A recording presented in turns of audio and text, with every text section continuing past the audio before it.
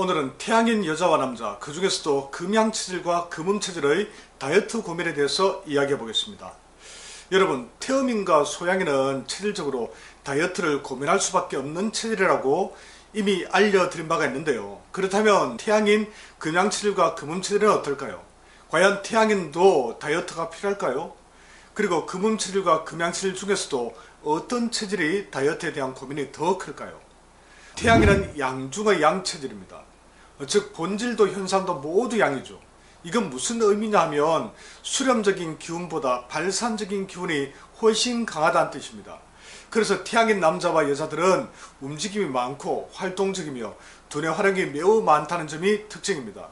특히 뇌의 에너지원인 포당을 많이 소모하기 때문에 영양분이 체내에 저장될 겨를이 없습니다. 그 결과 태양인은 평균적으로 소음인 다음으로 체격이 작은 편이고 살찐 체형은 태음인이나 소양인에 비해서 상대적으로 적습니다.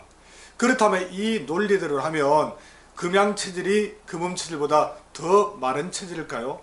왜냐하면 금양체질 열태양인은 양중의 양으로 양의 기운이 가장 강하기 때문입니다.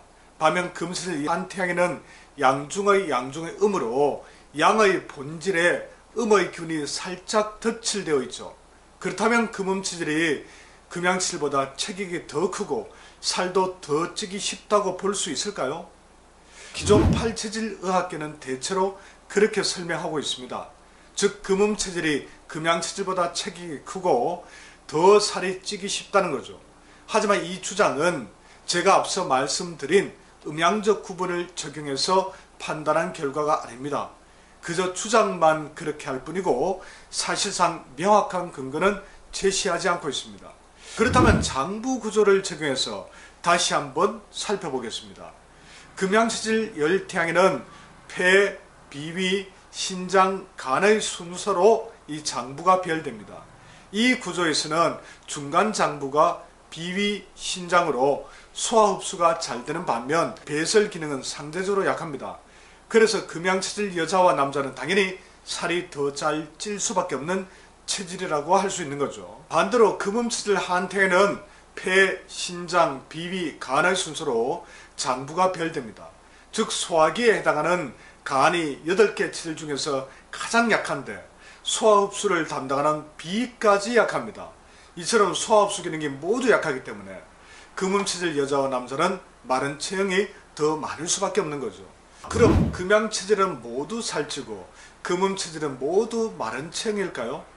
여러분, 사람이 로봇은 아니죠. 같은 체질이라도 개인차가 있습니다. 가끔은 다른 체질처럼 보일 정도로 평균적인 체질 특징에서 많이 벗어난 분들도 있습니다. 살이 잘 찌거나 마른 것, 체형이 크거나 작은 것은 반드시 체질만의 문제는 아닙니다. 음식 습관, 집안의 음식 문화, 삶의 방식, 정신적인 요인, 건강 상태 등 수많은 요인이 체형을 좌우합니다.